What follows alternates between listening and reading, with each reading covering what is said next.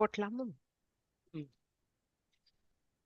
ஸ்ரீசைலேசதயாபாத்தியாதி குணார்ந்தவம் யதீந்திர பிரவணம் வந்தே ரம்யஜா நாதரம் முனிம் லக்ஷ்மீநாத சமாரம்பம் நாதயாமுன மத்யபாம் பர்யந்தாம் வந்தே குருபரம் பரம் யோ நித்யமச்சுத பதாம்புஜ யுக்மருக்ம வியாபோகதராணி திருநாயமீனே அஸ்மத் குருவர் பகவதோஸ்ய ஜெயக சிந்தோ ராமானுஜஸ்ய சரணம் சரணம் பிரபத்யே மாதா பிதா யுவதயஸ்தனயா விபூதிஹி சர்வம் யதேவ நியமேன மதன்வயானாம் ஆத்யஸ்யன குலபதே ரகுலாபிராமம் ஸ்ரீமத்பதங்கிரிகுலம் பிரணாமி மூர்த்தனா புதம் சரஸ்ய மகதாத்மிக பட்டநாத ஸ்ரீ பக்திசார குலசேகர யோகிவாகான் பக்தாங்கிரேணு பரகால யதீந்திர மிஸ்ரம்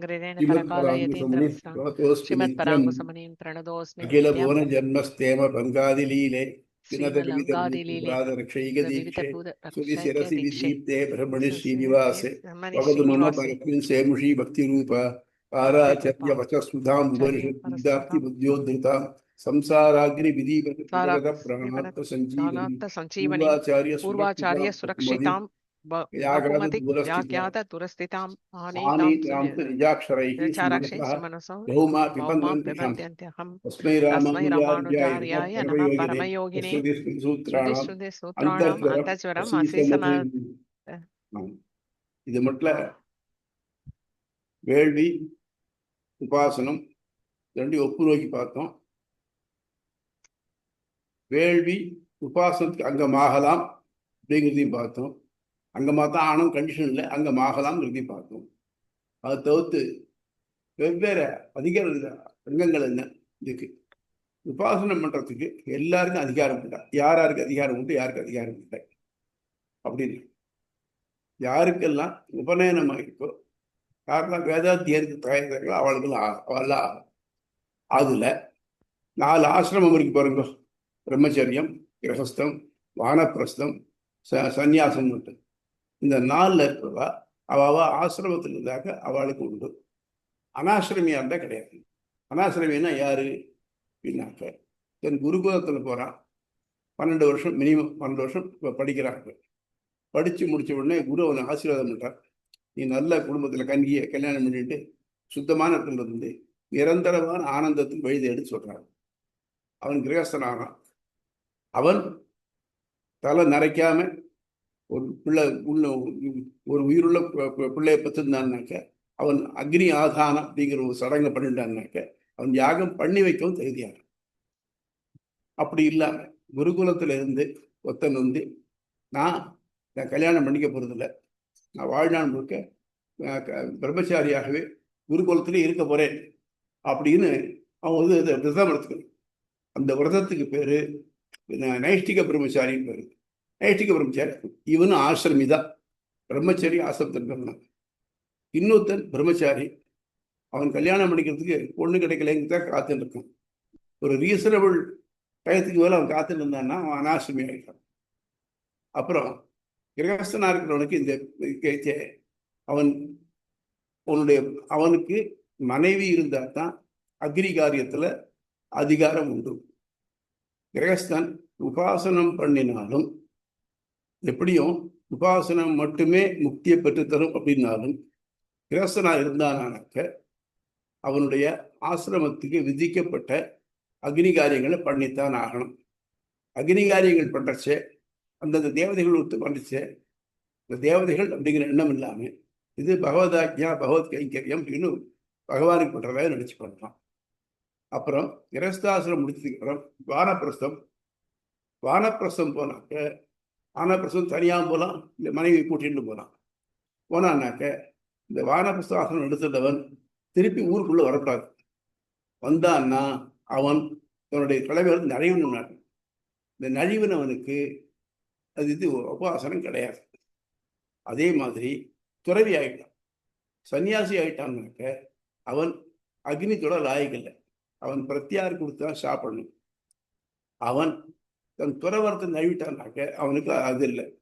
அதாவது நைஷ்டிக பிரம்மச்சாரியா இல்லாம வெறும் பிரம்மச்சாரியா இருந்து அதுல நழிவனான், வானப்பிரஸ்தம் போய் திருப்பி ஊருக்குள்ள வந்தவன், சன்னியாசியா இருந்து திருப்பி கிரகஸ்தனானவன், இவாளெல்லாம் நழிவினவர்கள், பதிதர்கள்னு பேர். பதினா விழருது. அப்போ இவாளுக்கு இதுல உபாசனத்துல அதிகாரம் கிடையாது. ஆனால் தன் கிரகஸ்தனா இருந்து அவன் மனைவி இறந்து போயிட்டாளனாக்க, வேற கல்யாணம் பண்ணிக்கலனாக்க, அவனுக்கு உபாசனத்துல இது உண்டு, அதிகாரம் உண்டு. ஆக இது யாருக்கெல்லாம் உண்டு யாருக்கு இல்லை அப்படிங்கிறது தீர்மானம் பண்ணிருக்கப்புறம் இப்போ இதை தவிர்த்து சில தப்பு பண்றாங்க. தப்பு பண்றச்சு நம்ம மேஜர் ரெஃபரன்ஸ், மைனர் ரெஃபரன்ஸ் பார்க்கச்சு சொல்றது கிரைம் இது பண்ணிருக்கா இல்லையா, அது எல்லாத்தையும் கேட்டகரைஸ் பண்ணிருக்கா இல்லையா. அவன் எங்கேயாவது ஒருத்தட்டு ஒரு 10 ரூபா ஏமாத்துறான்னாக்க அது ஒரு மேஜர் ரெஃபரன்ஸ் இல்லை. ஒரு பிக் பாக்கெட் அடிச்சால அது மேஜர் ரெஃபரன்ஸ் இல்லை. ஆனால் கொலை பண்ணுறது, கொள்ளையடிக்கிறது, வாண்டனா கலகம் பண்ணுறது, இதெல்லாம் மேஜர் ரெஃபரன்ஸ். அந்த மாதிரி நம்ம பண்ணக்கூடிய தப்பு எல்லாத்தையும் கேட்டகரைஸ் பண்ணியிருக்காங்க. மகாபாதகம், உபபாதகம். மகாபாதகம்ங்கிறது நம்ம தெரிஞ்சு பிளான் பண்ணி பண்ணக்கூடிய தப்பு. உபபாதகம்னாக்க சின்ன தப்பு நம்ம அறியாமல் நடக்கிறது.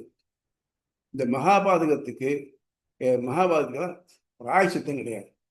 உபபாதகத்துக்கு சில உபபாதகத்துக்கு பிராயச்சித்தம் உண்டு. இந்த பிராயச்சித்தம் பண்ணிட்டானாக்க, அது விதிக்கப்பட்ட முறையில் பிராயசித்தம் பண்ணிட்டானாக்க அவனுக்கு உபாசனத்தில் அதிகாரம் உண்டு, இல்லைன்னா கிடையாது. ஆனா எல்லா உபபாதத்துக்கும் பிராயசித்தம் உண்டு சொல்ல முடியாது. எதுக்கெல்லாம் விதிக்கப்பட்டிருக்கோ அதுதான். இதை பத்தி இதாக்க நிறைய புஸ்தகங்கள் இருக்கு. முன்னால் காஞ்சி மடம் அவர் பெரியவா சொல்லி ஒரு தர்மசாஸ்திரம்னு ஒரு சின்ன புக் போட்டிருக்காரு. அந்த புக்கில் டீட்டெயில்டாக இருக்கு. அதை பார்த்து அதுக்கெல்லாம் பிராயசித்தம் என்னன்னாக்க கொஞ்சம் அதெல்லாம் போறேன். அதனால இப்போ என்னன்னாக்க யார் ஆசிரமிகளோ அவளுக்கெல்லாம் ஆசிரமத்தில் வழுவாமல் இருந்தானாக்க அவள் எல்லாருக்கும் உபாசனத்தில் அதிகாரம் உண்டு. அனாசிரமியா இருந்தாக்க பெண்ணுக்கு, யாருக்கு கிரகஸ்தனுக்கு விதுரனா இருந்தான்னாக்க அவனுக்கு அதிகாரம் உண்டு. நைஷ்டிக பிரம்மச்சாரிக்கு முழுக்க அதிகாரம் உண்டு. ஆனால் அனாசிரமியா இருந்தவளுக்கு இந்த அதிகாரம் கிடையாது. அவள் இந்த வழி போங்க. இதுதான் புரியுதா? இதுக்கப்புறம் போல தீச்செயல்கள் மகாபாதகம், உபபாதகம் என இருவகையாக பிரிக்கப்பட்டுள்ளன. தெரிந்து செய்யப்பட்ட மகாபாதகத்துக்கு பிராயசித்தம் இல்லை, உபபாதகத்திற்கு உண்டு. சாந்திராயணம் போன்ற விரதங்கள் சொல்லப்பட்டிருக்கின்றன. சாந்திராயணம் அப்படிங்கிற ஒரு முக்கியமான பிராயசித்தம் சொல்லிருக்கு. சில சமயத்துல நம்ம அறியாம சர்க்கம்ஸ்டன்சஸ்னால இல்லைன்னா நம்ம வித்தவுட் ஒரு நாலேஜ் பண்ணிவிடுறோம். ஆனா பண்ணிட்டோமே அப்படின்னு வருத்தப்படுறோம். அந்த வருத்தத்துக்கு என்ன பண்றது அப்படிங்கிறதுக்கு சொல்றாங்க. சாந்திராயணம்னு ஒரு பிராயசித்தம்.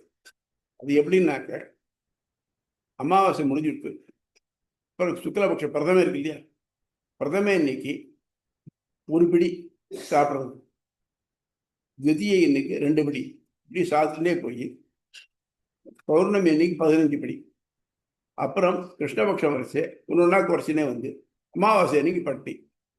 இது சாந்திரான விரதம் பேரு. இது அனுஷ்டாச்சாக்க அவனுக்கு தன்னை அறியாம பண்ணின பாவம், ஐயோ பண்ணிட்டவேங்கிற பச்சாதாபம், ஐயோ அனுதாபம் இருக்கு, ஐயோ பண்ணிட்டேனே அப்படின்னு அவனுக்கு அந்த பாவம் போகும்னு சொல்லி. இல்லைன்னா அந்த பாவத்தினுடைய பலனும் அனுபவிச்சான். இது 2-3 வகைகள்லாம் இருக்கு, எப்படி பண்றது இப்படி பண்றதுன்னு. சிலதுக்கு கிருஷ்ணம்னு சொல்லுவான். கிருஷ்ணம்னாக்க 3 நாளைக்கு ஒரு வேளை சாப்பிட்றது, 3 நாளைக்கு ஒரு வேளை வெந்நீர் மட்டும் சாப்பிட்றது, நெய் மட்டும் சாப்பிட்றது, 3 நாளைக்கு ஒரு வேளை இது மட்டும் வெந்நீர் மட்டும் சாப்பிட்றது, 3 நாளைக்கு பட்னியா இருக்கு, இப்படிலாம் சொல்லியிருக்கு. அது அந்த பாவத்துக்கு ஏற்ற மாதிரி. இந்த மாதிரி பிராயச்சித்தங்கள் பண்ணினாக்க அதுக்கெல்லாம் உண்டு. அதே மாதிரி ஒருத்தருக்கு நம்ம தெரியாம யாரும் பார்க்கல, நான் தப்பு பண்ணிட்டேன் அப்படின்னு இருந்தது. நம்ம என்ன நினைச்சிட்டு இருக்கோம், வேற யாரும் பார்க்கலன்னு. பெருமாளுக்கு என்ன பேரு? உள்ளுவார் உள்ளிட்டெல்லாம் உடையிலிருந்து அரிதின்னு பேரு. ஏன்னா நம்ம என்ன மனசுல நினைக்கிறோமோ அப்ப நமக்கு முன்னாலே அவன் தெரிஞ்சு விடுறான் மனசுல இருந்து. அதனால எப்பவுமே தனிமையும் கிடையாது, இருட்டும் கிடையாது, எம்பார் சொன்னீங்க. அப்போ அவனுக்கு தெரியும்.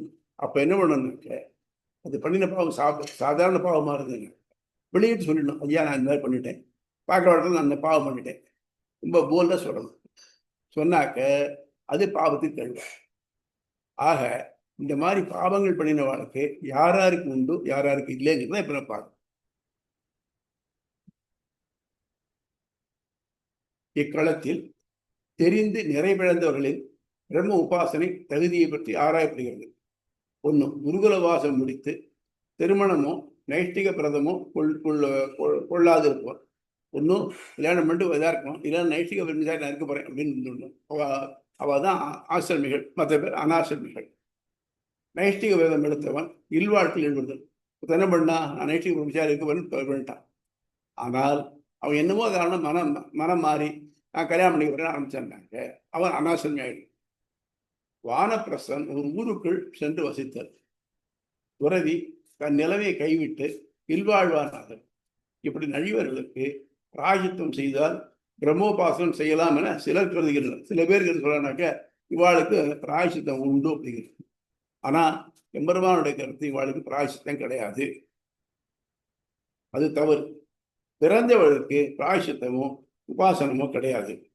இதெல்லாம் எதுக்கு சொல்றானாக்க, உபாசனம்னா என்ன? பெருமாள் அடைகிறதுக்கு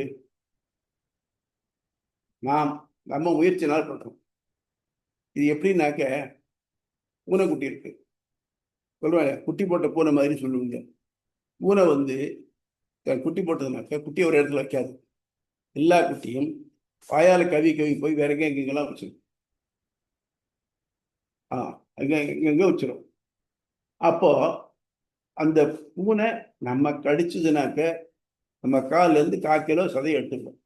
ஆனா அதே பூனை அந்த பிறந்த பூனையோட பூனை குட்டியை தான் வாயால் கவி எடுத்துன்னு வருது. அதுக்கு எந்த விதமான சிரமமும் தெரியறது. இப்போ தன் முயற்சி இல்லாமலேயே இந்த பூனையானது ஒரு இடத்துல இருந்து இன்னொரு இடத்துல அடையுது. பூனை குட்டியானது அடையுது. அது போலதான் நமக்கு இதுக்கு மார்ஜால நியாயம்னு சொல்லுவாங்க. அதே மாதிரி தான் நம்ம எல்லாரும் அவன் நம் தாய், நமக்கு வேண்டியதை அவன் பார்த்துக்குவான். ஒரு விஷயம் என்ன, இந்த தாய் அப்படிங்கிற ஒரு மகா நம்பிக்கை நமக்கு இருக்கணும். ஒரு கை குழந்தை, தாயையே நம்பி இருக்கக்கூடிய குழந்தை. அந்த குழந்தை அதுக்கு எதாவது தெரியுமா? அதுவும் முதல்ல குழந்தை கண்டுகூட தெரியாது. ஆனா இந்த தாய் அணைச்சுட்டு பால் கொடுக்குறாள் இல்லையா, அந்த ஹீட், அந்த ஹார்ட் பீட் என்ன தெரிஞ்சிட்டு இருக்கு, அந்த ரித்தம் அது புரிஞ்சிட்டு இருக்கு. அதுக்கேற்ற மாதிரி அது அவளோட ஒத்து கொடுத்து. இப்போ இந்த குழந்தைக்கு ஏதாவது வலி அழுதுனாக்க எதுக்கு அழுறது? பசிச்சு அழுறதா, இல்லை ஏதாவது வலிச்சு அழுறதா, ஏதாவது கடிச்சிருக்கா அப்படிங்கிறது அவளுக்கு தெரியும். அது மட்டும் இல்லாம இந்த குழந்தையோட மலஜலங்களை அதை சுத்தி பண்றாங்க. அப்போ இந்த குழந்தையோட அப்கீப்ல முழுக்க முழுக்க முழுக்க தாயோட பங்கு தான் இருக்கு. குழந்தைக்கு எதுவும் தெரியாது. சரி, இந்த குழந்தை கொஞ்சம் தெளிஞ்சு இவள் தான் தாய் தெரிஞ்சதுக்கு அப்புறமாவது இன்னைக்காவது போய், அம்மா நீதான் எனக்கு எல்லாம் பண்ணினேன், உன் திருவடியை காட்டு, நான் அவனை சேவிக்கிறேன்னு சொல்லுமா? சொல்ல தெரியாது. ஏன்னா தாயினுடைய கடமை. அதுபோல நம்ம காப்பாற்ற வேண்டியது அவன் கடமை. இந்த நினைவு முக்கியமா இருக்கணும். நான் பண்ணலை, நான் சேவிக்கல, அதனால எனக்கு கெடுதல் பண்ணிட்டான் அப்படின்னு நினைக்கப்படாது. இல்லை இல்லை, உலகத்துல எல்லாரும் நல்லா நடக்குது, எனக்கு மட்டும் தப்பா நடக்குதுங்க, இதெல்லாம் தவறான எண்ணம். நமக்கு நடக்கக்கூடிய எல்லா செயல்களும் முன்னாலே பார்த்தோம் பாருங்க, நம்ம பூர்வ ஜென்ம வினை பயன்களாக நடக்கிறது. தீதும் நன்றும் பிறதரவாதா. அதனால அந்த மாதிரி இருக்குச்சு.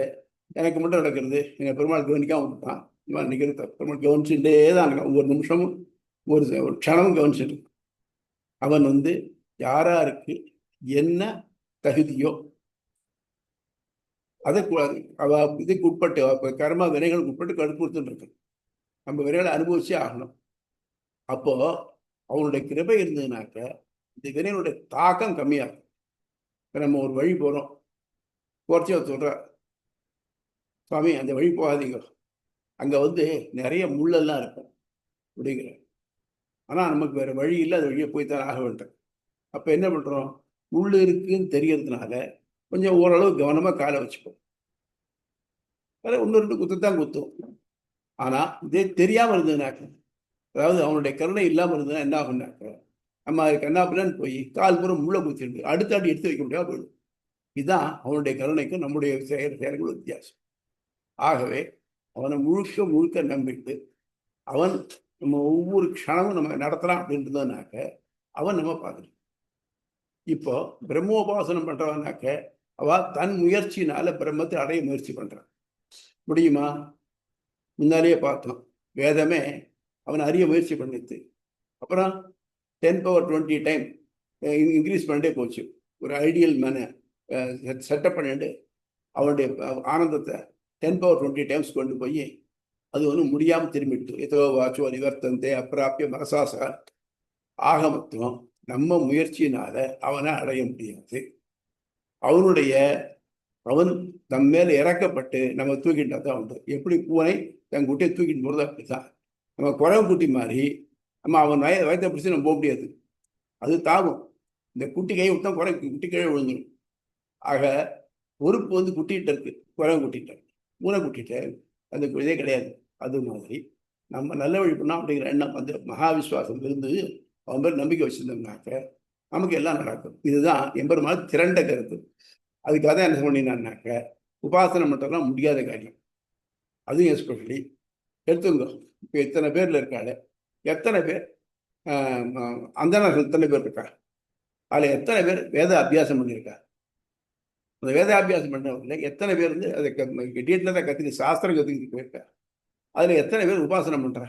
ஒன்றுமே இல்லையே. இன்னைக்கு பொறுத்த மட்டும் பார்த்தீங்கன்னாக்க வேத அத்தியனம் பண்ணவா ஒன்றும் பாராயணம் பண்ணி சம்பாதிக்கவோ இல்லை பண்ணி வச்சு காரியங்கள் பண்ணி சம்பாதிக்கவோ தான் இருக்காது. எல்லாரும் சம்பாதிக்கிறது தான் குறியா இருக்காளே தவிர்த்து யாரோ ஒருத்தர் 2 பேர் அரிது. அப்போ என்னாச்சு, நமக்கு முக்திங்கிறது கிடையாது, இட் இஸ் ஷட் டவுன் அப்படின்னு ஆயிடுமான்னு இல்லை. அதுதான் சொன்னாங்க. இப்போ எல்லாராலையும் கற்றுக்கவும் முடியாது, ஃபாலோ பண்ண முடியாது.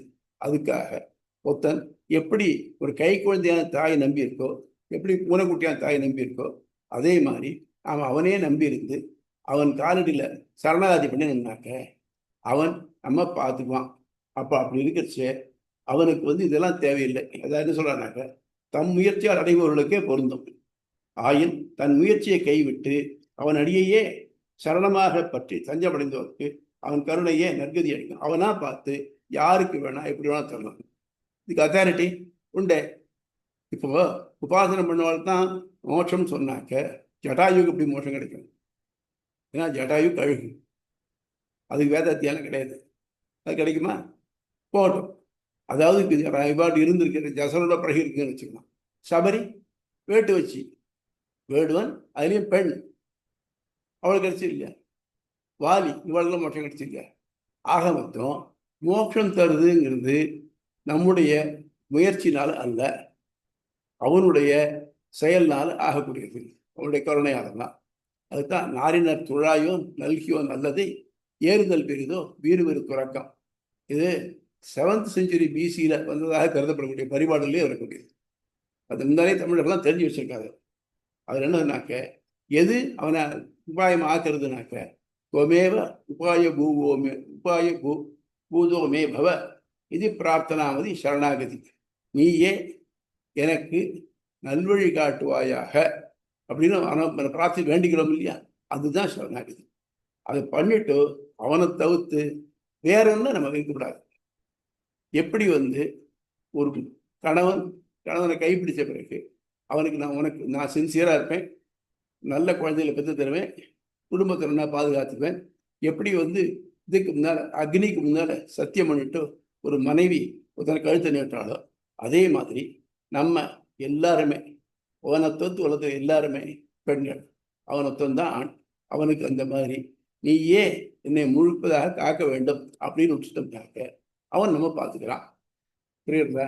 அந்த மாதிரி பண்றவர்களுக்கு உபாசனம் பத்தின பிரச்சனை இல்லை. புரியுதா? இதுல ஏதாவது டவுட் உண்டா?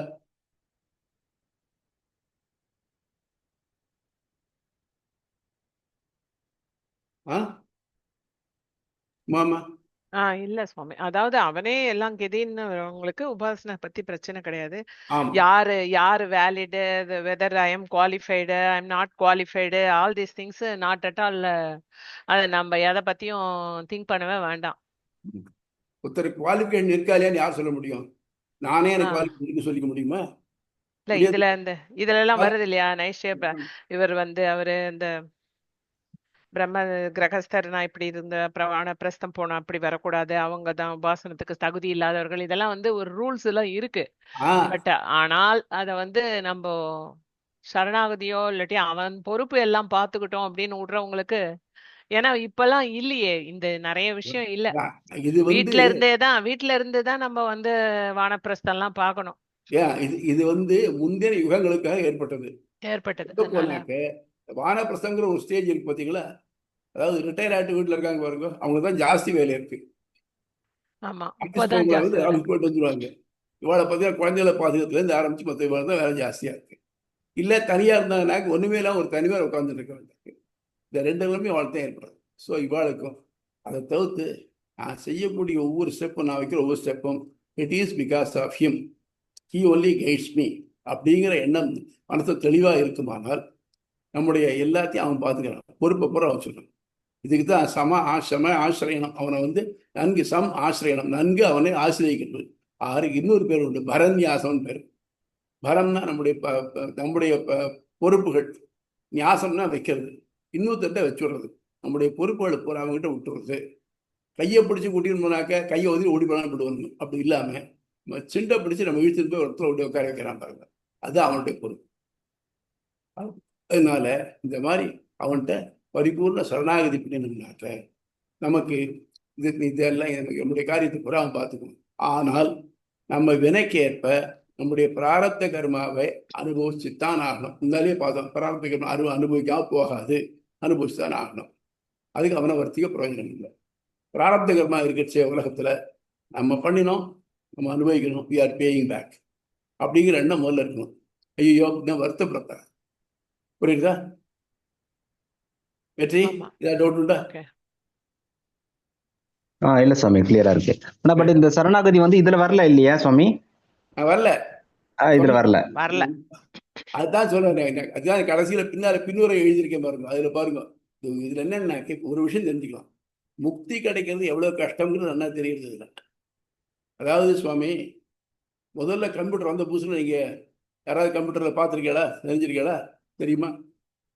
முதல்ல கம்ப்யூட்டர் வந்து somewhere in 70s, early 70s.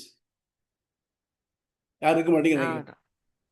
அப்பெல்லாம் பார்த்தீங்கன்னாக்க ஒரு பெரிய ரூம் இருக்கும். அதில் ஒரு சைஸபிள் அமௌண்ட்டுக்கு ஏரியா ஆக்குபை பண்ணிருக்கோம். அந்த ரூம் ஏசி பண்ணியிருக்கணும். அதில் அந்த ரூமில் 6 பேருக்கு மேலே ஒரு நாள் இருக்கக்கூடாது. எந்த கம்ப்யூட்டர் வேலை செய்யாது. அந்த பஞ்ச் கார்டோ இல்லை டேப்போ பண்ணி தரணும். அப்போ தான் அது வேலை செய்யும். ஆனால் அது இப்போ சுருங்கி, இப்போ பாருங்க உங்கள் கையில் இப்போ ஃபோன் பண்ணி அந்த பர்மிஷன்லாம் வேலை செய்யறது இப்போ பாருங்க. அதே மாதிரி அப்போ யாருக்கு வேதத்தெல்லாம் படிச்சுட்டு அது எப்படி நடந்தால் யாவாளுக்கெல்லாம் அது ஒத்து வரும். இப்போ நம்மளால் அதெல்லாம் முடியாது. அது மட்டும் இல்லாமல் நீங்கள் டிவி பார்த்துருப்பீங்க. முன்னால் இந்த வால்வு டிவி இருந்துச்சு, எவ்வளோ பெருசு இந்த இடத்த அடைச்சிண்டு. இப்போ ஸ்லீக் டிசைன், ஒரு சின்ன ஒரு பெரிய அட்டை மாதிரி தான் இருக்கு. ஆனால் இந்த டிவி எப்படி தான் செய்யுது யாருக்காவது தெரியுமா? நமக்கு அதெல்லாம் தெரியாது. ஜஸ்ட் இந்த ரிமோட் அமுத்துறோம், அது டிவியில் ஓடுறது. அந்த மாதிரி நமக்கு முன்னாடி இந்த கஷ்டமெல்லாம் பட வேண்டாம்.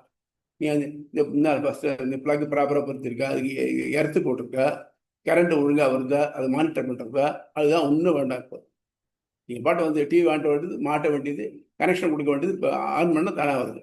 அது மாதிரி நம்முடைய சரணாகதி அப்படிங்கிறது நம்ம ஒத்தொத்தரும் இதில் இது கேஸ்ட்டு ரிலிஜன் எதுவுமே இல்லாமல் அவனை பரிபூர்ணமாக ஒத்துக்கிண்டு அவன் திருவடியில் விழுந்தாக்க அவளுக்கு எல்லாருக்கும் உண்டு. என்னன்னாக்க மகா விஸ்வாசம் முக்கியம். அதாவது ஒரு அடியானுக்கு வேண்டியதுனாக்க ஆனுகூல்ய சங்கல்பம், பிராதிகூல்ய வர்ஜனம், மகா விஸ்வாசம், கோப்திருத்தம், ஆகிஞ்சன்யம், ஆத்ம நிவேதனம், 6 ஸ்டெப்ஸ். வேதத்தில் என்ன சொல்லியிருக்கோ அதுபடி நடக்கணும். ஆனுகூல்ய சங்கல்பம் நமக்கு விதிச்சிருக்கு, நமக்கு தான் கொடுத்துருக்காங்க, அதை நம்ம பண்ணித்தான் ஆகணும். அதே மாதிரி பிராதிகூல்ய வர்ஜனம், சில சமயம் பண்ண வேண்டிய தவறலாம், ஆனால் பண்ணாதே சொல்ல பண்ணக்கூடாது. பிராதிகூல்ய வர்ஜனம். மகா விஸ்வாசம், அவன் நம்ம நல்லா காப்பாற்றுவான், அவன் தான் காப்பாற்றுறான் அப்படிங்கிற எண்ணம். அப்புறம் கோப்திருத்தம், கட்டுப்பட்டு இருக்கிறது. நமக்கு நேரக்கூடிய நல்லது கருதல் எல்லாம் நம்முடைய வினைப்பால் நடக்கிறது அப்படின்னு கட்டுப்பட்டு இருக்கிறது. அதே மாதிரி அனன்ய கதித்துவம், எனக்கு என்ன வேணாலும் அவனை விட்டு வேறையும் கேட்க மாட்டான். இது பதிவிரதை, தனக்கு என்ன வேணாலும் தன் கணவன்தான் கேட்டு வாங்கிப்படுது, இன்னொரு வைக்கப்படும், அந்த மாதிரி இருக்கணும். அனன்ய கதித்துவம். ஆத்ம நிவேதனம், இந்த ஆத்மா இருக்கு இல்லையா, அவனுக்காகவே இருக்கு அப்படிங்கிற எண்ணம். இதெல்லாம் இருந்ததுன்னா தான் இது சரணாகதிக்கு உள்ள ஒரு லட்சணம். ஆனால் மகா விசுவாசம் ஒன்று முக்கியமா இருந்ததுனாக்க மற்றெல்லாம் தானா வரும். அது புரியுதா? ஆகவே அதைத்தான் ராமானுஜர் பண்ண. இந்த ராமானுஜர் இந்த புக்கு இவ்வளோ அழகாக எழுதிவிட்டு, இது மட்டும் இல்லை, இதோட சேர்ந்து இன்னும் 3 புக்கு, மொத்தம் 4 புக்கு எழுதியிருக்காரு. இது பற்றி பிரம்மசூத்திரத்தினர்ல இருந்தாலும் அவர் என்ன பண்ணினார்னா, கடைசி காலத்துல அவர் ஒரு நாள் உட்காந்து உபாசனம் பண்ணினார், தியானம் பண்ணாலும் கிடையாது. ஏன்னா you was always on his to. இங்கே இருக்கச்சே சோழராஜாவோட தொந்தரவு இருந்தது. அவன் பெரிய சிவபக்தனாக இருந்து வைஷ்ணவர்கள்லாம் தொந்தரவு பண்ணிட்டு இருந்தான். அதுக்காக இதில் போய் மேல்கோட்டையில் போய் இருந்தார். இப்போ ஸ்ரீரங்கத்தில் அப்புறம் வந்து இருக்க செய்யும். இங்கே உள்ளூர் கலகங்கள் அவருக்கு யாரை விஷமில் பார்த்து அதுக்காக ஸ்ரீரங்கத்தை விட்டு திருவள்ளரில் போயிருந்தார். ஸ்ரீரங்கம் கோயில் நிறைய குளறுபடி இருக்குது, அது எல்லாத்தையும் தீர்த்து வச்சு அதை ஒழுங்குபடுத்தி வச்சார். இன்னி மட்டும் அதே நடக்கிறது, ராமானுஜ திவ்யாகம் நடக்கிறது. இதெல்லாம் படினார்.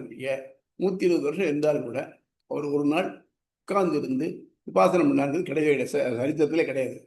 ஆனால் கடைசியில் ஒரு பங்குனி உத்திர நாளில் பெருமாளும் தாயாருமா சேர்த்தியில் இருக்கிறச்ச தாயார் காலில் விழுந்துட்டு அவள் அனுமதியை பத்துண்டு சரணாகதி பண்ணினார். அதுதான் கத்தியத்திரயம் ஃபேமஸ். அவர் எழுதின எல்லா புக்குக்கும் கடைசி புக்கு அதுதான். வித்தாய் போச்சு மாதிரி இவ்வளவுலாம் வரிஞ்சு வரிஞ்சு உபாசனத்தை பற்றி எழுதிவிட்டு, ஆனால் அவர் தான் ப்ராக்டிஸ் பண்ணி காமிச்சது என்னென்ன சரணாகதி. அதுதான் நமக்கு வழி. புரியுதா? புரியுது சுவாமி. அதுக்காக டவுட்ஸ் உண்டா? வேற டவுட்ஸ்? ரைட், புக்குக்கு போலாமா? பேஜ் 352. தத்பூதாதிகரணம். தன் நிலை பிறந்த ஏனையோர் களம். இக்களத்தின் பெயரும் தொடர்ந்தும். மனைவியை இழந்ததால் நிறை பிழந்த இல்வாழ்வானுக்கும் பிரம்ம உபாசனை உண்டு என முந்தைய களத்தில் நிறுவப்பட்டது. தொடர்ந்து இக்களத்தில் நிறை பிழந்த ஏனைய 3 ஆசிரமத்தாருக்கு இது தகுதி உண்டா என்று ஆராயப்படுகிறதால் இக்களம் தம் நிலை பிறந்த ஏனையோர் களம் தத்பூதாதிகரணம் எனப்படுகிறது. தனது குருகுலவாசம் முடிந்தவன் குருவின் ஆசியுடன் நற்கொடி பிறந்த கன்னியை மணந்து இல்வாழ்க்கை மேற்கொள்ள வேண்டும் என்பது ஒரு பொது விதி. இதுக்கு மாறாக ஒருவன் தனக்கு தகுந்த பெண் கிடைக்காமையால் கிடைக்கும் வரை பிரம்மச்சாரியும் கடைப்பிடித்து வர வேண்டும். கிடைப்பது இல்வாழ்வான் ஆகிவிடுகிறான். ஆயின் ஒருவன் மனவாழ்வில் நாட்டமின்றி ஆயுள் முழுவதும் பிரம்மச்சரியை கைக்கொள்ள முடிவெடுத்தால் அவன் அதற்கான சடங்குகளை மேற்கொண்டு நைஷ்டிக பிரம்மச்சாரியாக வாழ்ந்து வர வேண்டும். ஆஞ்சநேயன், பீஷ்மர், இங்கே வைஷ்ணவ ஆச்சாரியில் பார்த்தீங்கன்னாக்க பிள்ளலோகாச்சாரியார், அவருடைய தம்பி அழகிமால பெருமாள் நாயனார், இவ்வளவு நைஷ்டிக பிரம்மச்சாரிகள். அடுத்து இல்வாழ்வை முடித்து மனைவிடனோ தனித்தோ வானப்பிரஸ்த ஆசிரமத்தை ஒருவன் மேற்கொள்ளலாம். கடைசியாக உலகப்பற்றுகள் யாவற்றையும் துறந்து துறவியாக காட்டு தவ வாழ்க்கை மேற்கொள்ளலாம். இவர்கள் யாவருக்கும் பிரம்மோபாசன தகுதி உண்டு எனப்பட்டது. இந்நிலை உள்ளோர் தம் ஆசிரமத்திற்கு விதிக்கப்பட்ட விதிகளை மீறினாலும் அல்லது அவ்வாறு மீறியதற்கு விதிப்படி கழுவாய் பிராயசித்தம் தேடிக்கொண்டாலும் அவர்களுக்கு பிரம்மோபாசன தகுதி உண்டா என்பது ஆராயப்படுகிறது.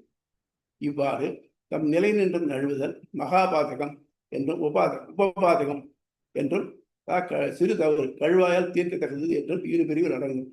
இவர்களை நழுவுதல் எப்பிரிவில் சேர்ந்தது என்பது சான்றோர் கருத்துக்களையும் கொண்டு ஆராயப்படுகிறது. இக்குளத்தின் சூத்திரங்களும் பொருளும். தத்பூதஸ்யது ந அதத்பாவோ ஜைவினேரவி நியமாது தத் பாவேபியா. நைஷ்டிக வானப்பிரஸ்த சன்னியாச ஆசிரமங்களை விரும்பி விதிப்படி ஏற்றவருக்கு அந்நிலையிலிருந்து மாறுதல் தடுக்கப்பட்டுள்ளது. ஆதலால் அவர்களுக்கு பிரம்மோபாசனத்தில் தகுதி இல்லை. ஆச்சாரிய ஜெய்மையும் இதே கருத்தை தெரிவித்துள்ளார். ஆக அந்த தன்னுடைய நிறைகளை பிறந்தாளாக அவளுக்கு பிரம்மோபாசன அதிகாரம் இல்லை. ஆதிகாரிகம் அபி பதானுமானாத் தத் யோகா. இவர்கள் யாவரும் தன் நிலையிலிருந்து நழுவியவர்களே. சாஸ்திரங்கள் விதிக்கப்படும் கழுவாய் இவர்களுக்கு பிரம்மோபாசனத்தில் தகுதி ஏற்படுத்தல் இல்லை. இவர்கள் நழுவியவர்களே, மகாபாதகம் செய்தவர்களே. அதாவது மகாபாதகம்னாக்க கொல்றது, கள் குடிக்கிறது, பிறர் பொண்ணை திருடுறது, பிரம்மஹத்தி பண்றது, இதெல்லாம் இவா ஒண்ணுமல்ல. சன்னியாசி ஆஸ்திரத்தை எடுத்துட்டா, ஆனா அதை விட்டுட்டு எதுக்கு வந்துட்டாங்க, கிரஸ்தனா வந்துட்டான். அப்ப இது மகாபாரதம் இதனுடைய தகுதி அதுல சேரும். உபபூர்வம் அபீத்தியேக பாவம் அசனவது ததுத்தம். இப்படி நழியவர்களுக்கு கழுவாய் விதித்திருப்பார் உண்ணத்தகாது கள் முதலியவற்றை உண்டால் கழுவாயால் தகுதி வருதல் போல தகுதி உண்டு என சில ஆசிரியர்கள் கருதுகிறார்கள். மொத்தம் கள் குடிக்கப்படாது, கல் குடிச்சிட்டேன்னு வருத்தப்பட்டான்னு என்ன பண்ணணும்னு அவன் அதே கல்லை நல்லா காய்ச்சி கொதிக்க குடிக்கிறான். அப்புறம் உங்கள்கிட்ட தான் பார்த்துக்கலாம். அவ்வளோதான். பகிஸ்து உபாயத்தையா அபிஸ்மிருதேகே ஆச்சாராச்ச. தன்னிலை பிறழ்தல் பெருந்தவரோ சிறியதவரோ இருவையால் நழுவியர்கள் பிரம்மோபாசனத்துக்கு புறம்பானவர்களே. இது ஸ்மிருதிகளாலும் பெரியோர்கள் ஒழுகும் முறையாலும் உறுதிப்படுத்தப்படுகிறது. ஆகவே இவர்களுக்கு பிரம்மோபாசனத்தில் அதிகாரம் இல்லை. இவற்றை விளக்கி ராமானுசர் நிறுவும் கொள்கை, பிரம்மச்சரியத்திலிருந்து நழுவினவருக்கு கழுதையை கொண்டு வேள்வி செய்ய வேண்டும் என விதிக்கப்பட்டுள்ளது. இது மனத்திற்கு காத்திருக்கும் பிரம்மச்சாரிக்கும் நைஷ்டிக பிரம்மச்சாரிக்கும் பொது. இதேபோல் உண்ணத்தகாதவற்றை உண்டாலும் கழுவாய் இருவருக்கும் பொது. வானப்பிரஸ்தனுக்கு அந்நிலையினர் நீங்கி ஊருக்குள் வர தடை செய்யப்பட்டுள்ளது. துறவிக்கு தீயொப்பல் விளக்கப்பட்டுள்ளது. போன்றவைகளுக்கு கழுவாய் இல்லை. அதுபோல் ஆக்னேய சங்கீதை நைஷ்டிகத்தை விரும்பி ஏற்றுக்கொண்டவருக்கு அதற்கு நழுவினால் கழுவாய் எதுவும் இல்லை அப்படின்னு இது எல்லாத்தையும், அதாவது எந்த ஒரு காரியம் செய்யறதுக்கு முன்னாடியும் நம்ம யோஜனை பண்ணி இந்த பின்விளைவுகள் என்ன, எண்ணி துணிக கருமம் புரிந்தவன் எண்ணம் என்பது இழுக்குகிறவா பண்ணணும். பனாஷாட்ட போய் இதை கேட்டானா, Sasha am I to get married or to live bachelor? அவர் வந்து you can do either way. When I ask for a clear cut answer, you are giving an evasive answer. No, don't worry. Whatever you do, you will feel for it afterwards. அது மாதிரி. அதனால நம்ம பண்றதுக்கு முன்னால என்ன பண்ணணும், எப்படி பண்ணணும், யோஜனை பண்ணிட்டு பண்ணணும்.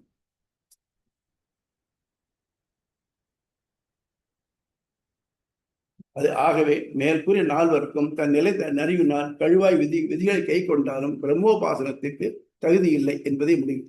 அதாவது ஒருவன் குருவின் மனைவிய மனசால் நினைச்சானாக்க அதுக்கு பிராயசித்தம் இருக்கு. மற்றதில் வெள்ளாட்டை கட்டி யாகம் வளர்க்குற மாதிரி அவன் கழுதையை கட்டி வளர்க்கணும். அவன் உடம்புக்கு ஒரு சாம்பலை தர வேண்டும், கழுதையை கட்டி ஹோமம் வளர்க்கணும்னு சொல்லி இதில் பழமொழி சொல்ல, கழுதையை கட்டி ஹோமம் வளர்க்குறாங்க அந்த மாதிரி. அது ஒரு பெரிய பிராயசித்தம்.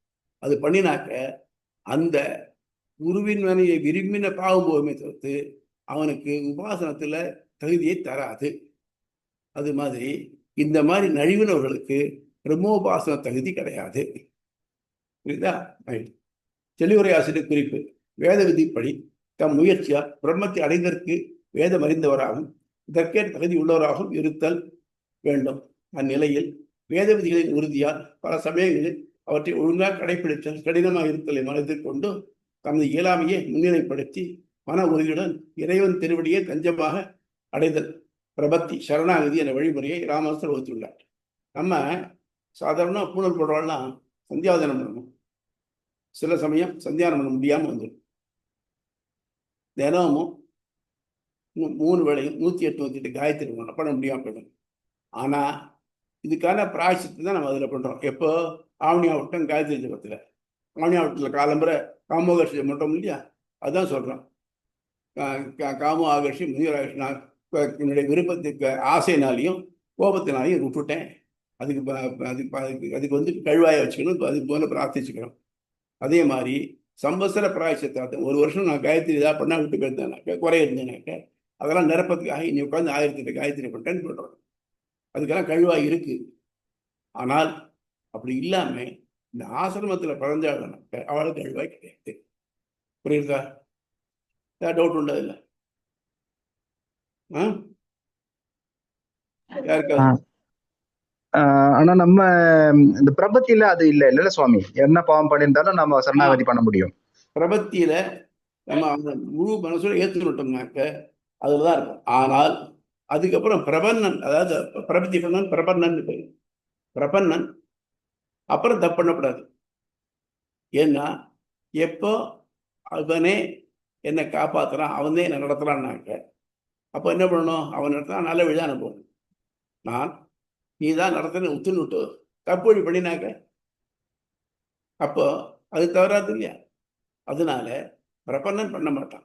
சரி, நல்லா அறியாமல் பண்ணிவிட்டான். சரியாது. இப்போ நம்ம நடக்கிறோம், நம்ம காலில் எத்தனை எறும்பு ஏதோ புழு பூச்சி வாங்கி மாட்டோம் தெரியாது. இது நமக்கு தெரியவே தெரியாது. ஆனால் நம்ம இன்டென்ஷனாக கொள்ளணுங்கிறது இல்லை.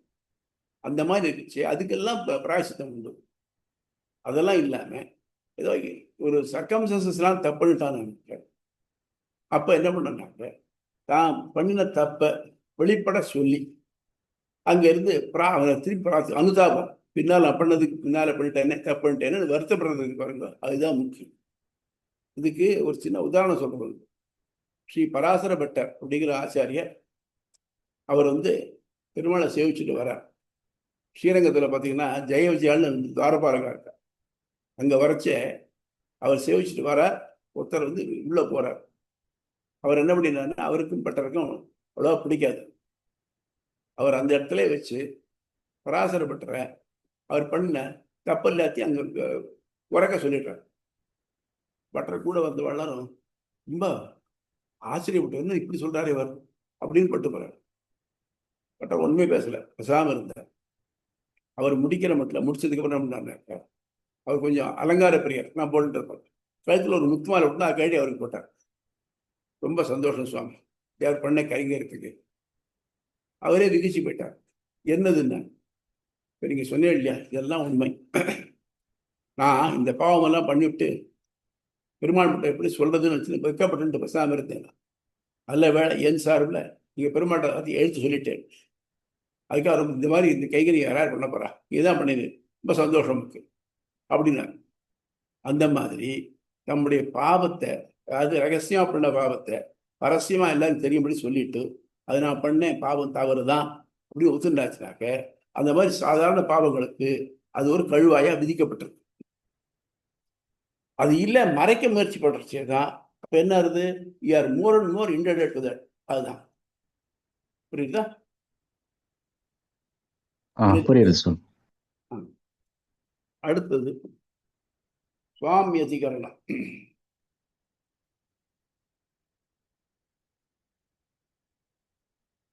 இப்போ திருப்பி அதே வேண்டியில இது பண்றச்சே யாரு பண்றது, இதெல்லாம் அங்கே பதில் இல்லையா? என்ன சொன்னோம், ஒருத்தன் ஒரு யாகம் பண்றான். அவன் பண்ற யாகம் என்னன்னாக்க ஜோதிஷ்டோமம். நான் சொர்க்கம் முடங்குக்கா, ஜோதிஷ்டோமேன்னு சொர்க்க காமம் செய்தேங்கிறதுனால சொர்க்கம் முடங்குக்கா பண்றான். அதே சமயத்துல இந்த உலகத்தில் கழிச்சு அவன் நிறைய பசுமாடு வச்சிருக்கான். இருக்கிற காலம் மட்டும் இருக்கணுமே, ஏன்னா யாகம் பண்ணி முடிஞ்ச உடனே அவனுக்கு சொர்க்க பதவி கிடைச்சிடுறது இல்லை. அதனால என்ன பண்றான்னாக்க, இந்த மாடுகள் தான் நல்லா இருக்கணும், நிறைய பால் தரணும் அப்படிங்கிறதுக்காக என்ன பண்ணணும்னாக்க, அவன் யாகத்துக்கு வேண்டிய தீர்த்தத்தை எல்லாத்தையும் பால் கறக்கும் பாத்திரத்தினால கொண்டு வரணும்னு விதி பார்த்தோம் நம்ம முன்னால. அதே மாதிரி எல்லா யாகத்திலையும் உத்கீதம் சொல்லணும். உத்கீதத்தை உபாசனமாக சொன்னாக்க நல்ல பலன் உண்டாகும்.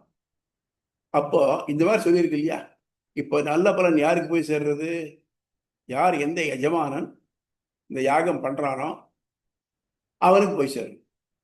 அப்ப என்ன பண்ணணும், எப்படி அந்த எஜமானன் பால் கறக்கும் பாத்திரத்துல பால் கொண்டு வர மாதிரி, தீர்த்தம் கொண்டு வர மாதிரி இவனே உத்கீதத்தை சொல்லணும். அப்படிங்க எஜமானனுக்கு வேதாபியாசம் ஆயிருக்கலாம், ஆகாம இருக்கலாம், சொல்ல முடியும். ஆனா இதை உத்காதாங்கிறவன் தான் இது சொல்ல போறான், சாமியார் சொல்ல போறான். அவன் சொல்லலாமா இல்லை இந்த எஜமானனே சொல்லணுமா அப்படிங்கிறத விசாரம். அதாவது இந்த உத்கீதங்கிறத சொல்ல வேண்டியது யாரு, அதாவது நான் எனக்கு எதுவும் எனக்கு நிறைய பணம் சேரணும் அபிப்பிராயப்படுறேன், நான் வாயவியம்ங்கிற யாகம் பண்றேன், எனக்கு யாகம் பண்ணலாம் தெரியாது, நான் வேதம் படிச்சவன் இல்லை. ஆனால் நான் என்ன பண்ணுறேன்னாக்க, அதுக்கு வேண்டிய வாழ்லாம் கூட்டின்னு வச்சு அவா மூலமா யாகத்தை பண்ணி நான் அந்த பலனை அடைகிறேன். இப்போ கோயிலில் பிரதிஷ்டை பண்ணுறா இல்லையா, கோயிலில் கும்பாபிஷேகம் பண்ணுறாருனாக்க அவள் ஒருத்தர் அதை பண்ணி வைக்கிற ஒருத்தராக இருப்பார், அதாவது எஜமான ஒருத்தர் இருப்பார். மீதி பேர்லாம் ரித்விகள் அவள் தர்ஷனை கொடுத்து அவளை வர வச்சிருக்காள், அவள் பண்ணுறான். ஆனால் இந்த எல்லா பலனும் யாருக்கு போய் சேர்றது, எஜமானுக்கு போய் சேர்றது. அதே மாதிரி நான் என்ன பண்ணுறேன்னாக்க, யாகம் பண்ணுறதுக்கு ரித்விகளை வளர்த்துருவேன். 4 பேர்த்துக்கு 4 பேர் பிரம்மாமலை எல்லாரும் வர வச்சுட்டேன், எல்லாருக்கும் தர்ஷனை கொடுத்து பண்ண சொல்றேன். இப்போ இவா தான் பண்ணணுமா இல்லை நான் பண்ணணுமான்னாக்க எனக்கு தான் தெரியாதே, வேதம் எனக்கு அத்தியனமாக இல்லையே, நான் எப்படி சொல்ல முடியும்? அப்போ யாருக்கு இவாளை இதுக்கு இந்த வேதத்துக்கு இந்த அதிகாரின்னு வரவழைச்சு அவள் காலில் விழுந்து அவளுக்கு உரிய தட்சணையை கொடுத்து அவளை சொல்லிட்டோமோ பொறுப்பு அவள் தான் போடுறது, நமக்கு எதுவும் இல்லை. ரொம்ப சிம்பிள் திங், வேற ஒன்றும் இல்லை. நான் இங்கேருந்து சென்னை போகணும், ஃப்ளைட்டில் போகிறேன் அப்படின்னாக்க எனக்கு ஃப்ளைட்டை ஓட்ட தெரியுமா? தெரியாது. என்கிட்ட ஃப்ளைட் இருக்கா? இல்லை. ஆனால் எப்படி போகிறது? ஃப்ளைட் ஓடுறது இல்லையா? அதில் போய் நான் காசு கொடுத்து டிக்கெட்டை வாங்கிட்டு அதில் போய் ஏறி போகிறேன். இப்போ என் பொறுப்பை கூட அந்த பைலட்டை விட்டுட்டேன். இந்த ஒரு சாதாரண விஷயத்துக்கே நம்ம பொறுப்பாக விட்டுடுறோம். எப்படி? பணத்தை கொடுத்துட்டு. அதே மாதிரி தனக்கு ஒரு நன்மை வேணுங்கிறதுக்காக இந்த எஜமானன் எல்லாம் அதுக்கு தகுந்த ஆட்களை வரவழைச்சு அவளுக்கு பணத்தை கொடுத்து அவளை வேண்டின்னு பணம். ஆகவே அவா பண்ணுறதை சரியா பண்ணணுமே தவிர்த்து இவனுக்கு பலன் மட்டும்தான் கிடைக்கிறது. அங்கே ஏறேன், அங்கே போய் இறங்குறேன் போகிறது. அது மாதிரி தான். வேள்வியின் பலன் அதிகரிக்க உத்கீதம் ஓத வேண்டியவர் யார்? எஜமானனா உத்காதாவா? பூர்வபக்ஷம் எஜமானனே. முன்னாள் பண்றாருனாக்க, ஆமா சுவாமி, இங்க பசுக்கள் வேணும்னாக்க பால் கறக்கும் பார்த்து சொல்றது எஜமானன் கொண்டு வந்து சொன்னேன் இல்லையா? அப்போ அதே மாதிரி இல்லையா எஜமானன் தான் அப்படிங்கிறார். எஜமானனே, பசுக்களின் பெருக்கத்தை விரும்பும் எஜமானன் வேள்விக்கு பால் கறக்கும் பாத்திரம் நீர் கொண்டு வர வேண்டும் என்பது போல ஐயா, அது அவரால் செய்ய முடியும். தண்ணி கொண்டு வந்து யாரெல்லாம் கொண்டு வரலாம். வேதம் உதவ முடியுமா? அதனால் அது முடியாது. சித்தாந்தம் அல்ல. எஜமானர்கள் வேதம் ஓதுவதில் திறமை பெற்றிருக்க தேவையில்லை. மேலும் அவர் உரிய தட்சிணை கொடுத்து நெத்துக்களை தனக்காக வேள்வி செய்ய வேண்டும் என்றால் அவர்களே செய்ய வேண்டும். எப்போ வாத்தியார் நம்மகிட்ட இது வாங்கிட்டாரோ, தட்சிணை வாங்கிட்டு பட்டேன்ட்டாரோ, பொறுப்பு அவரோட ஏற்படுது. அந்த மந்திரங்கள்ல கோளாறு இருந்தாலோ அது சரியா சொல்லாங்களோ அந்த பொறுப்பு பூரா இந்த பாவமெல்லாம் அந்த பொறுப்பெல்லாம் அவருக்கு வந்துடும். வாத்தியாருக்கு வந்துடுது. இதான் மந்திரலோபம்னு சொல்றோம். மந்திரலோபம் பண்ணினாக்க அது அந்த யார் பண்ணி வைக்கிறாளோ அவளுக்கு தான் போய் சேரும். இது பக்கம் 355 வாமியாதிகரணம். இயற்று உவனுக்கே பலன்களம். இக்களத்தின் பெயரும் தொடங்கும். உபாசனம் வேள்வி இரண்டினும் உத்கீதம் காட்டப்படுவதால் அது மீண்டும் மீண்டும் மையம் எழுப்பெறுகிறது. வேள்வி இயற்றுவோனுக்கே வேள்வியின் பலன் ஆயின் அவன் ஏதும் ஓதுவதில்லை. ஆயின் உத்கீத உபாசனம் செய்யப்பட்டால் வேள்வி வலுமிக்கதாகிறது. ஆகவே இந்த உத்கீத உபாசனத்தை செய்ய வேண்டியவர் யார்? உத்கீதம் இசைப்பவரா அல்லது எஜமானரா, இயற்றுவனா என்று ஆராயப்படுகிறதா? இக்களம் இயற்றுவனுக்கே பலன்களம் சுவாமியாதிகரணம் எனப்படுகிறது. இங்கு ஆராயப்படும் பொருள் உபாசனத்தில் நீச்சலுடைய உபாசனம் போன்றவை அதை கடைபிடிப்போருக்கே கிட்டுகிறது. அதே போன்று உத்கீதத்தை ஓமன் உபாசிப்பதால் மிகுந்த பலன் கிட்டும். இப்பலனை தூய்ப்பவன் வேள்வி இயற்றுவனே எஜமானனே. ஆகவே எஜமானனே இந்த உபாசனத்தை செய்ய வேண்டும் என ஆத்திரையர் கருதுகிறார். இதற்கு மாறாக ஒரு சாரா கால்நடைகளை விரும்பும் எஜமானன் பால் கறக்கும் பாத்திரத்தில் நீர் உணர வேண்டும் என்ற செயல்முறை இதில் ஒப்பிடக்கூடாது. ஏனெனில் உத்கீதத்தை ஓதுவதற்கென்று வேள்வியில் வரிக்கப்பட்ட ஒருவர் பொறுப்பாக்கப்பட்டுள்ளார் என்கின்றனர். இக்கருத்து இங்கு ஆராயப்படுகிறது. இக்களத்தின் சூத்திரங்களும் தோடும். சுவாமினஹா பலஸ்ருதேகே இதி ஆத்திரேக. இது பூர்வபக்ஷ சூத்திரம். வேள்வியின் பலனை தூய்ப்பவன் வேள்வி செய்யும் எஜமானன். ஆதலால் உத்கீத உபாசனத்தை அவரே செய்ய வேண்டும் என ஆத்திரேயர் கருதுகிறார். ஆத்வீச்சியம் விதி ஔட்டுலோமிகி தஸ்மைகி பரிக்கிரியத்தே. அங்கங்களோடு கூடிய வேள்வியை இயற்ற ரித்விக்குகள் தட்சிணை உதவிகளை கொடுத்து வரிக்கப்பட்டுள்ளதால் அவர்களே இந்த உத்கீத செய்தல் வேண்டும் என ஔட்டுலோபி கருதுகிறார்.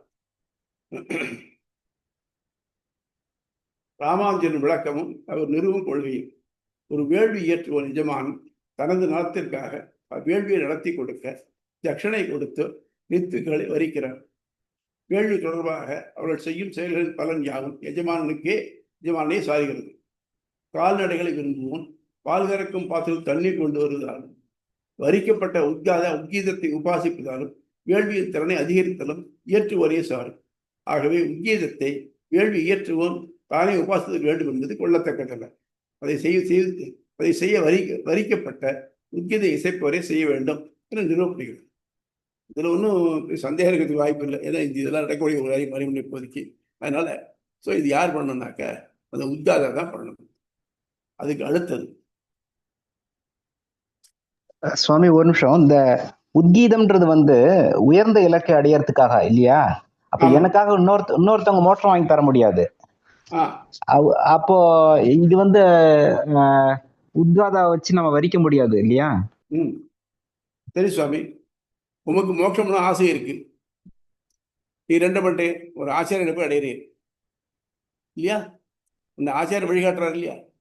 ஆமா.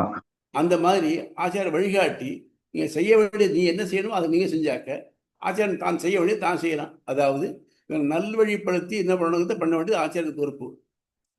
ஆனா அந்த வழி நடக்கிறது யார் போனாலும் அவளுடைய பொறுப்பு.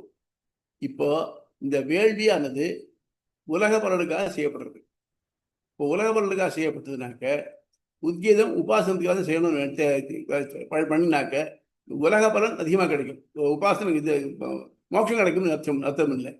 அதனால உலக பலனுக்காக தானே எல்லாம் யாகம் பண்றான். அதுக்கு தானே எல்லா வரவழைச்சு இந்த 4 பேரை வரவழைச்சு ரித்திகளை பண்றான். ஆக மொத்தம் உலக பலனை வேணும்னாக்க யாரு இதுக்காக வரவழைக்கப்பட்டு செய்யப்பட்டிருக்காளோ அவளே பண்ணினா போதும் அப்படிங்கிறது. Okay sir. ரைட். அதே மாதிரி ஆனா சொல்லுங்கம்மா. உலக பலன் இல்லாம நான் எனக்கு மோட்சம் கிடக்கணும் அப்படின்னு சொன்னா அதை நான் தான் செய்யணும். அப்ப வேள்வியா பண்ணணும். வேள்வியில உபாசனமோ நானே பண்ணிக்கணும். இப்ப பிரச்சனைனாக்க வேள்வியில பண்ணிச்சா அந்த பிரச்சனை வருது. வேள்வியில எஜமான டிஃபரன்சியேஷன் உண்டு. அது இல்லாத போது நான் மோசம் போனா எப்படி அப்படின்னாக்க அண்ணா சாமியத்தை கற்றுண்டு உத்கீதத்தை உபாசனம் ஓம்னு உபாசனம் பண்ணிட்டு இருந்தேன்னாக்க அதுவே எனக்கு மோட்சப்பட்டு பெற்றுத்தரும். நான் இன்னொருத்தருக்காக வேலை செய்யச்சு அது நான் எனக்கு மோட்சப்படுத்தி வச்சு அவருக்கு தருவது தேவையில்லை. ஆனால் அவருக்காக சொன்னேன்னாக்க அது அவருடைய யாகம் பண்ணார்லையே அந்த யாகத்துல பரவாயில்ல ஜாஸ்தி ஆகிடுது. அவ்வளவுதான். புரியுதா? ரைட். எல்லாருக்கும் சாமவேதம் தெரியாதவங்களுக்கு ஒரு ஆளை வச்சுதான் பண்ணுவோம் நார்மலி. இப்ப வேற நம்ம மாதிரி இன்னைக்கு எல்லா காரியங்களும் என்ன பண்றோம்? யாராவது வச்சுதான் பண்றோம். ஆமா. நீங்க சிலப்பதிகாரத்திலே சொல்லிருக்கு. யாருக்கு? கோவலனுக்கு கண்ணகி நடந்தது. அந்த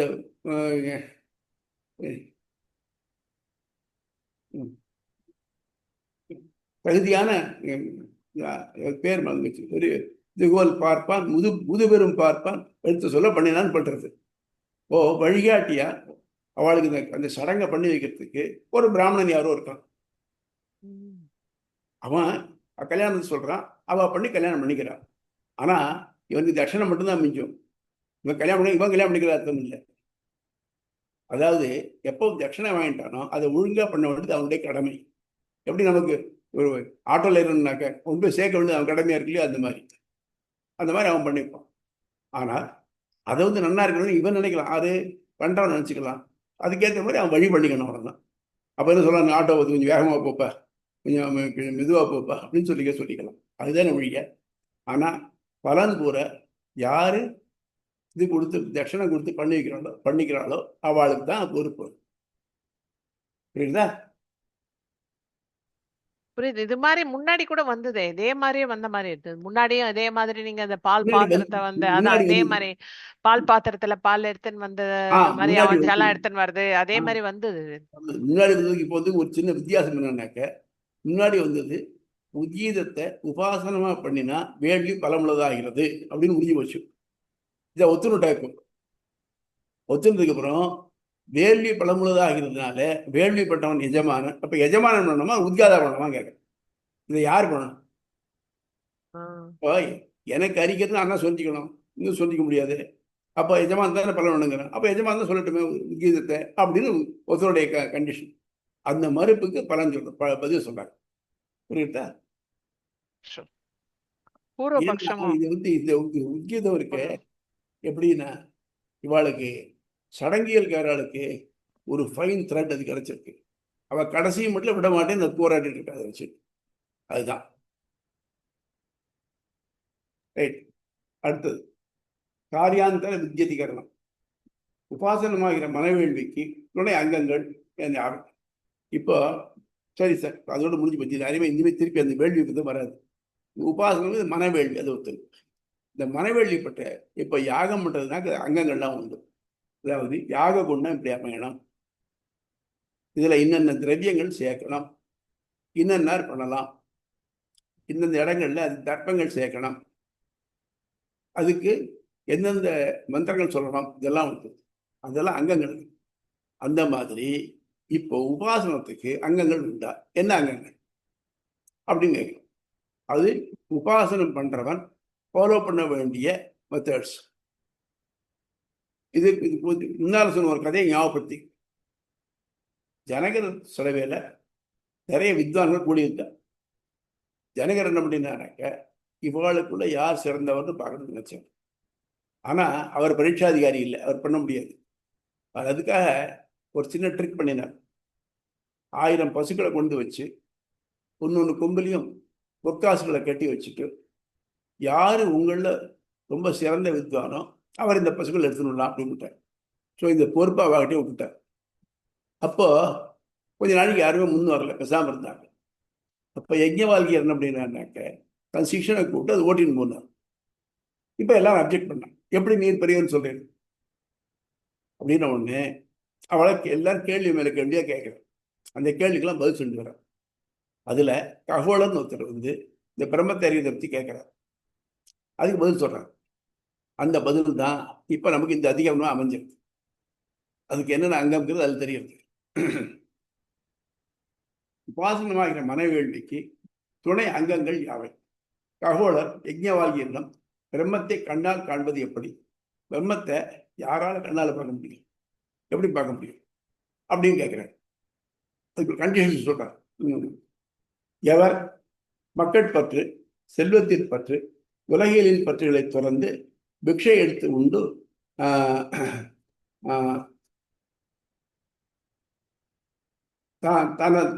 தான் பெற்ற கல்வியின் மேன்மையும் தொடர்ந்து குழந்தை போல இருப்பவர் அவர். இப்போ என்னன்னாக்க, ஒருத்தருக்கு ஏன் கர்வம் வருது, செருக்கு வருது, இன்னும் ஜாதி செருக்கு, சொந்த ஜாதியில் பிறந்தேன், இந்த வம்சத்தில் பிறந்தோம். இன்னொன்று கல்வி செருக்கு, நான் இவ்வளோ படிச்சிருக்கேன். செல்வ செருக்கு, இந்த நம்ம வைஷ்ணவ பரிபாஷையில் முக்குறும்பும்.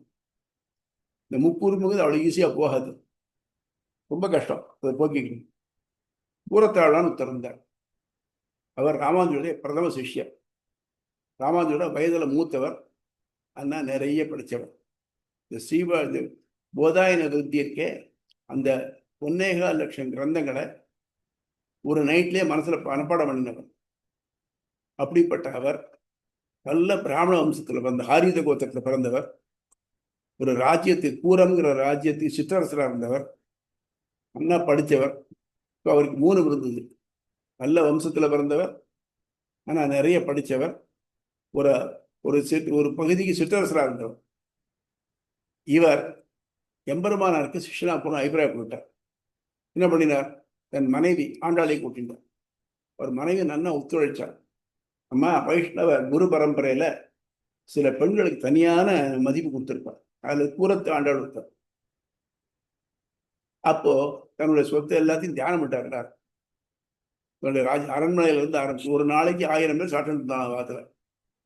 அவர் அது எல்லாத்தையும் ஒன்று பாக்கியெல்லாம் தானம் பண்ணிட்டு கட்டின துணியோட தானும் மனைவியாக பரப்பிட்டார். காஞ்சிபுரத்துலேருந்து, காஞ்சிபுரம் பக்கத்து கூரம் இருக்கு, அங்கேருந்து பரப்பிட்டு இங்கே வந்துட்டார். வர்ற வழியில் பார்த்தாக்க ஆண்டாள் வர வழியில், காட்டு வழியில், ஏதாவது கள்ளர் வயம் உண்டான்னு கேட்டாலாம். எதுக்கு கேட்குறேன்?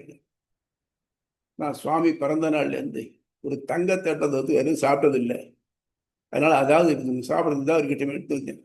எங்கே காட்டு அப்படின்னு காமிச்சோம். அதை வாங்கினார், அதை விட்டு எறிஞ்சார் காட்டு. இனிமேல் பயமில்லை, வா போல. இந்த மாதிரி முக்குறும்பு மருத்துவர். இந்த குறும்பு இல்லாமல் இருக்கணும். யாருக்கு? படித்தவனுக்கு. இதான் பிரச்சனை.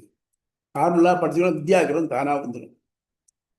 பிறப்புனா வந்து சொல்லவே வேண்டாம். நான் பிறகு நான் இன்னாருக்கு இப்படி பண்ணேன், எங்கள் அப்பா ஐகோட்டு தான் சொல்லி பெருமை கொடுத்தோம், அது ஒன்றும் இல்லை. அந்த மாதிரி இது எல்லாத்தையும் யார் விட்டுருக்கானோ அவன் தான் உண்மையான உபாசகன் அப்படின்னு சொல்லுவாங்க. தஸ்மாத் பிராமணா பாண்டித்யம் நிவர்த்திய பால்யன திருஷ்டாசே பால்யம் பாண்டித்யம் ச நிவர்த்தாய முனிவர மௌனம் ச நிவர்த்திய பிராமண. உண்மையான பிராமணன் சொன்னா கவனிக்கணும். பிறப்புனால பிராமணன் இல்லை, பிரம்மத்தை எவன் அறிகிறானோ அவன் பிராமணன். யாரு எப்படிப்பட்டவன் பிராமணன் அப்படின்னாக்க, அதனால அப்படி விட்டவர்கள் என்ன பண்றாங்க? பிரம்மணா பாண்டித்யம் நிவர்த்தி. நல்லா படிச்சான் இல்லையா, இந்த படிப்பு எனக்கு சம்பந்தம் இல்லை அப்படிங்கிற மாதிரி இவனுக்கு தெரிஞ்சுக்கணும். ஆனா நான் பண்டிதன் காமிச்சு விட்டாரு. பாண்டித்யம் நிவர்த்திய பால்யன்னு திருஷ்டாசே, குழந்தை போல இருக்கணும். பெரிய ஆர்குமெண்ட் நடந்துருக்கு. இவருக்கு எல்லாம் தெரியும். அதை பற்றி பேசாமல் இருக்கணும். தான் போய் மூக்கு நுழைக்கப்படாது. பால்யம் பாண்டித்யம் ச நிவர்த்திய முனிர் மௌனம் ச நிவர்த்தியாய பிராமணா. எவன் அங்கே எல்லாத்தையும் விட்டு மௌனமாக இருக்கணும். அதாவது ஒரு முதல்ல கட்டுப்படுத்த வேண்டியது அவன் வாயை. 2 காரணத்துக்கு. ஒன்று தீனி சாப்பாட்டுக்கு, 2வது பேச்சுக்கு. நான் எல்லாம் படிச்சிருந்தாலும் தனக்கு தெரியும் அப்படின்னு வெளிக்காட்டிக்காம ஒருத்தன் இருப்பானையானால் அவன் பால்யேன திருஷ்டாசிய, குழந்தை மாதிரி எதுவுமே தெரியாத மாதிரி இருக்கணும். அதாவது நம்ம என்ன படித்தோமோ அது நமக்கு முக்தி பெற்றதுக்கு வேணுமே தவிர்த்து தன்னுடைய பெருமையை வெளியில டாம் பண்ணிக்கிறதுக்கு இல்லை. அது ஒரு முக்கியமான பாயிண்ட். 2வது, அப்படி விட்டவர்கள் அமௌனர் எனப்படுவார்கள். யாரு வாழ்த்துகிறாளோ அவளுக்கு பேரு அமௌனர்னு பேர். முனினாக்க மனசுனாலேயே பிரம்மத்தை சிந்திக்கிறவர்கள். இவர்கள் இவர்களால் பிரம்மத்தை காண முடியும். அவ மௌனத்துடன் கூடியிருப்பவர்கள் அமௌனர்னு பேர். ஆத்மாவாரே திரஷ்டவியா ஸ்ரோதவியா மந்தவியா விதித்யாசித்யா மௌன்யேன ஆத்மனோவ அரே தர்சனேன சிரவணேன மத்தியா விஜானேனதம் சர்வம் விதிதம் பவதி. இவனுக்கு என்ன பண்ணார்னாக்க ஆத்மா பார்க்கத்தக்கது. எப்படி கேட்டல் மனத்தில் கொள்ளல், எப்படி பார்க்கத்தக்கது? கேட்டல் மனத்தில் கொள்ளல், தியானித்து அது பார்த்ததினாலும் கேட்டதினாலும் மனத்தில் இருத்தி தியானிப்பதாலும் யாவும் அறியப்பட்டதாகிறது. அவன் நல்ல 4 பேர்கிட்ட கேட்டு அதை மனத்தை திருப்பி யோஜனை பண்ணி மனசில் நிறுத்திண்டு ஹீ மேக்ஸ் எ பிக்சர் நீ சொன்ன. அப்போ இது மனசினாலேயே பண்ணினாக்க அவனாலே பிரம்மம் பார்க்கத்தக்கதாகிறது. ஆகவே பிரம்மத்தில் ஈடுபாடுடையவர்களுக்கு முப்புறம் அறுத்து மௌனமாய் குழந்தை போல தன் நிலையை வெளிக்காட்டாது இருத்தல் வேண்டும். சிரவண மனன லப்த விலட்சண ஞானம் பாண்டித்யம். பாண்டித்யம் என்னன்னாக்க 4 பேர்கிட்ட கேட்கறத மனசில் திருப்பி அசை போடுறது. மனசு போட்டது மட்டும் இல்லாமல் தியானம் மனசில் மறக்காம கம்ப்யூட்டர் மாதிரி ரிஜிஸ்டர் பண்ணி வச்சுன்றது. இதை மற்ற பேரோட விலட்சணமான, அதாவது வேறுபட்டதான ஞானம் உடையதான். இதுதான் பாண்டித்யம்னு பேர். பாண்டித்யம் தான் எதுவும் 1-2 பார்த்து புக்கை பார்த்து படிக்கிறதுன்னு அர்த்தம். நம்ம பொறுத்த மட்டும் அன்னிலிருந்து இன்னி மட்டும் புக்ஸ் கிடையாது. உங்களுக்கு இன்ஃபர்மேஷன் இவர் காலத்தில் ஐ திங்க் ரொம்ப கரெக்ட் அரிஸ்டாட்டில் நினைக்கிறேன். அவர் காலத்தில் அப்போ தான் இதுக்கு கிரீக்கு லெட்டர் தான், அது எழுத்து வரி வடிவம் வந்த உடனே சொன்னாராம், மக்களை முட்டாளாக்கும் முதல் முயற்சின்னு விட்டு. இன்னைக்கு நம்ம என்ன பண்ணுறோம், எல்லாத்தையும் எழுதி வச்சுட்டு இருக்கோம். எழுதி வச்சு நம்ம ஷெல்ஃபில் என்ன இருக்குது, மனசில் இருக்கான்னாக்க அப்படி இல்லை. முன்னாலெல்லாம் எல்லாம் யாரும் எழுதவும் கிடையாது, படிக்கவும் கிடையாது. அவள் சொல்கிறத அவர் மனசில் வாங்கிக்கிறது தான். மனசில் வாங்கி வச்சுட்டாச்சுனாக்க நம்ம மனசு இருக்கே, அவருடைய மூளையில் ரிப்போர்ட் 5% தான் உபயோகப்படுத்தணும். மீதி 95% வேகண்டாக தான் இருக்கும். இதில் இந்த க்ளவுடில் சேவிக்கிறோம், செவிச்சு வச்சுக்கலாம். வச்சுட்டோம்னாக்க எப்போனா அது நம்ம விட்ரா பண்ணிக்கலாம், அது டவுன்லோட் பண்ணிக்கலாம். அதனால அவள் அந்த மாதிரி எல்லாம் மனசில் வச்சுட்டுருந்தாளானாக்க அவளுக்கு ஒரு இடத்துக்கு லைப்ரரிக்கு போகணும்னு தேவையில்லை. தேதி அம்சம் லைப்ரரிஸ் அப்படி பண்ணக்கூடியவாங்க. ஆக இந்த மாதிரி யார் பண்ணுறானோ அவன் பாண்டித்யன். அப்போ என்ன பண்ணணும், இங்கே 4 பேர் பார்க்கறச்சு அவள் தப்பாக சொன்னாக்க எனக்கு அவள் அப்படியே மண்டையில் புழு குடையும். நான் போய் ஆஹா நீங்கள் சொல்கிற தப்பு, இப்படி தான் இருக்கணும், எனக்கு தெரியும். இந்த பெருமை பேசுறதுக்கு வந்துடும், எனக்கு வரப்படாது. அதுக்கு பதிலாக பாலேன திருஷ்டாசி, குழந்தையை போல நீ இருப்பாயாக அப்படிங்கிற. புரியுதா? டவுட்டாக உண்டது இல்லை. வெற்றி டவுட் உண்டா? இல்ல சுவாமி. இல்ல சுவாமி. ரைட், இப்போ வாங்க.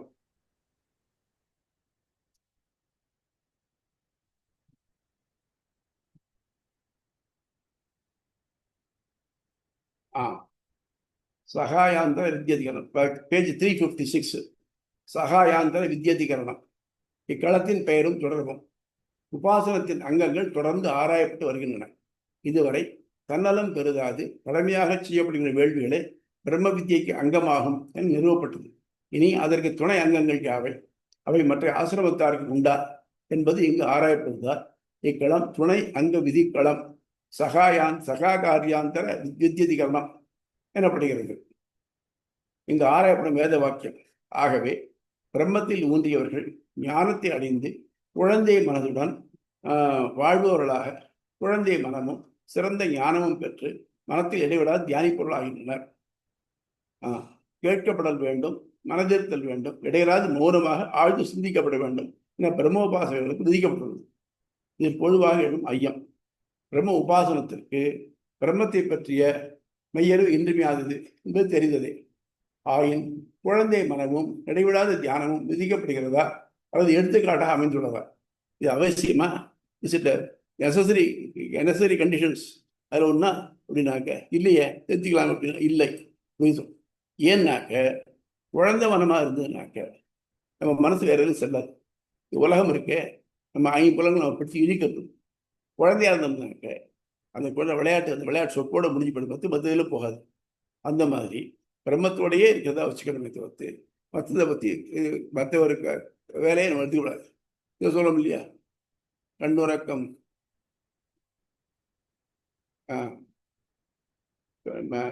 எவர் தேவையை மேற்கொள்ள கருவமை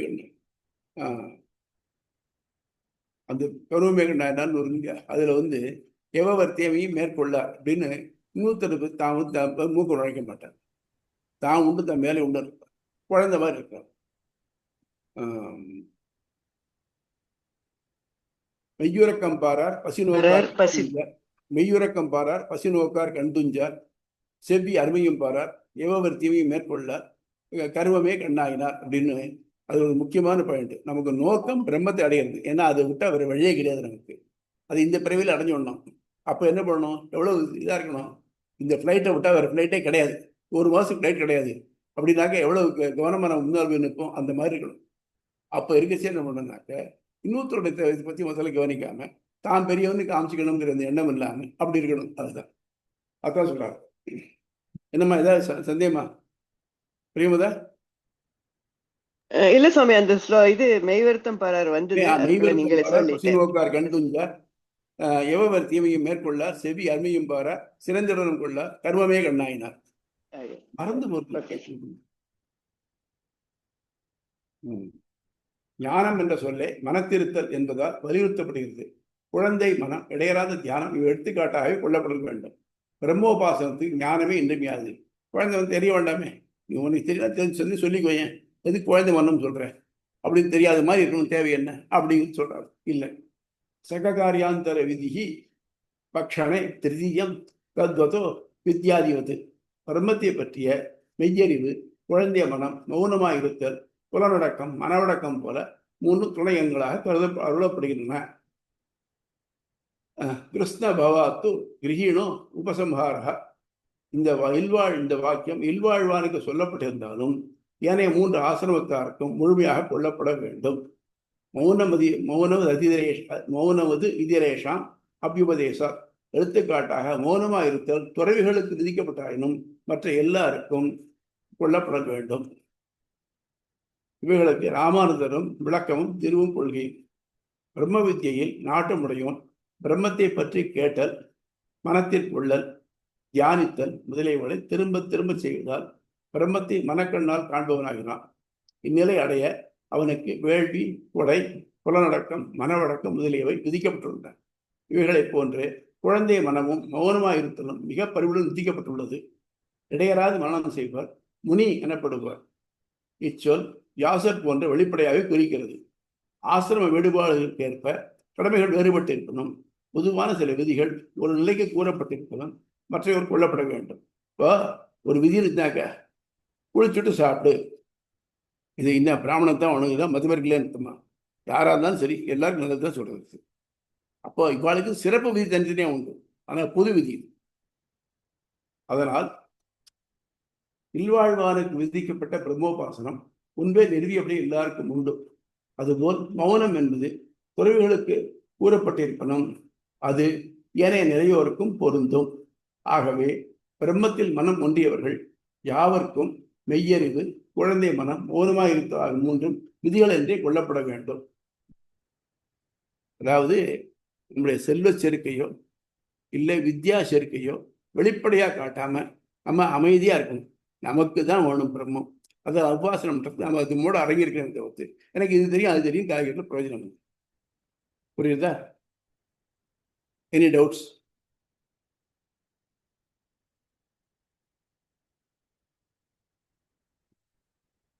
ஷாமா, சந்தேகம்தா? உமாம்மா? எதுவும் இல்லை சுவாமி. ரைட். வெற்றி உங்களுக்கு? இல்ல சுவாமி, இது பிரபண்ணனுக்கான இதாவும் இது இதுல தான் எடுக்கிறாங்க இல்லையா? ஆமா ஆமா, பிரபலனுக்கு இதான் சொல்றான். முதல்ல பிரபலன் சொல்றச்சே ஃபர்ஸ்ட் இது என்னன்னாக்க ஸ்ரீவைஷ்ணவத்துல அடியேன் தாசன். அப்ப என்னாச்சு, மற்ற பேரை விட நான் தாழ்ந்தவன் அப்படிங்கிற எண்ணம் தானா வந்துடுது. அப்ப நான் போய் எங்க பெரியவன் சொல்லிக்க வழி இருக்கு.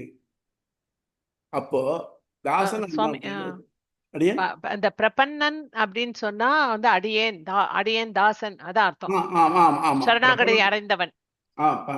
பிரபன்னன் சொன்னாக்க அவனுக்கு இந்த அடியேன் தாசன் இயல்பாகவே வரும். அது வந்து எனக்கு என்னன்னாக்க நான் போய் தேவையில்லாம் மூக்கு நுழைக்க மாட்டேன். வாய்ப்பு என்னை வந்து கேட்டாதான் பதில் சொல்லணும், இல்லான்னு சொல்லக்கூடாது.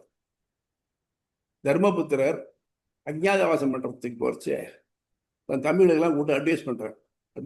எதை வளரும் அரசர்களா இருந்தவா இல்லையா? இன்னொரு அரசன்ட்ட போய் வேலை செய்யணும்னா எப்படி செய்யணும் தெரியுமா? இவளுக்கு தாங்க ராஜங்கிற எண்ணம் வந்துடாதா? அதுக்காக சொல்றாரு. நம்ம எல்லாம் போகிறது வேலைக்காரர்களாக போகணும். போனாக்க அரசனுக்கு முன்னால கடகடான்னு சிரிக்கப்படாது, சொல்லக்கூடாது, கேட்டால் வழி பதில் சொல்லக்கூடாது, நம்மளுடைய பெருமைகள்லாம் பேசிக்கப்படாது, இப்படிலாம் வரிசை சொல்லலாம். பெரிய ரூல்ஸ் எல்லாம் சொல்லலாம். அதாவது நம்ம எல்லாருக்கும் அக்செப்ட் பண்ணக்கூடியது பிராட பருவத்தில் முதல்ல ஆரம்பத்தில் இருக்குது. ரொம்ப அழகான இது, நம்ம எல்லாருக்குமே இது என்ன பொருந்தும். அது மாதிரி பிரம்மத்தை ஆராய போகிறவனுக்கு தான் அடைஞ்சது இன்னும் குறைச்சல், நிறைய போனோம். அப்போ என்ன ஆகும்? தான் பெரியவங்கிற எண்ணம் வராது. அந்த எண்ணம் இருந்தாதான் அதனால மேல முயற்சிக்க முடியும். வேற டவுட்ஸ் ஏதாவது உண்டா யாருக்காவது?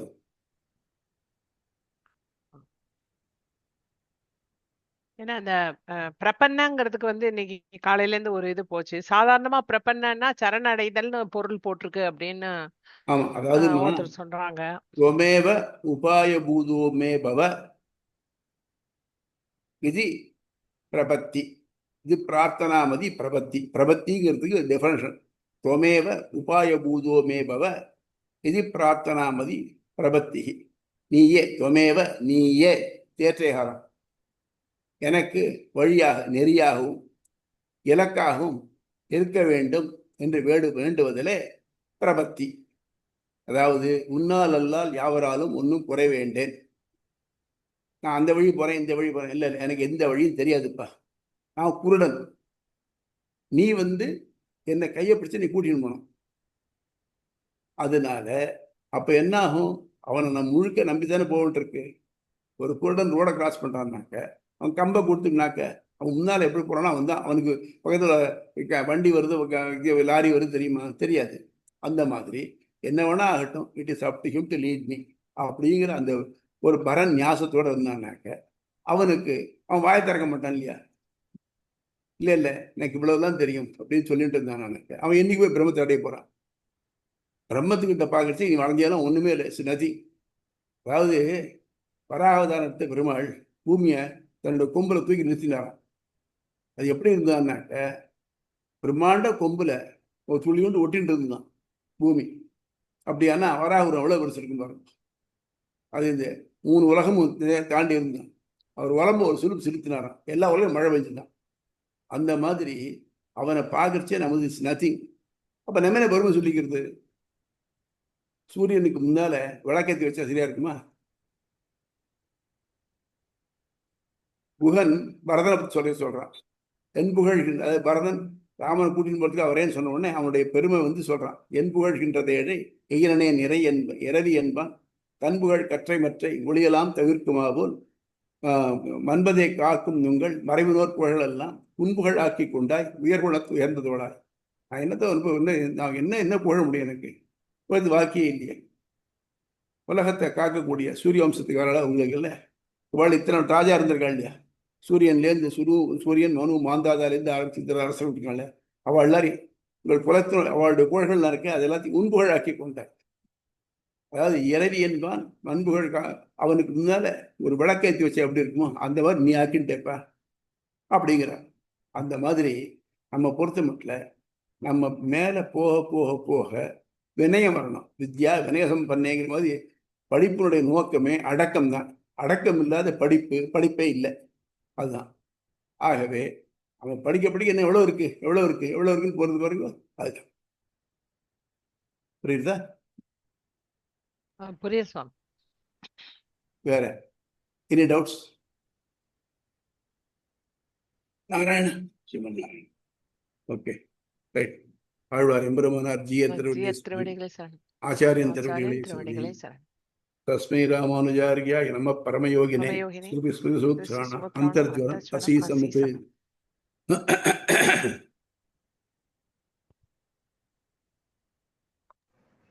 சரி.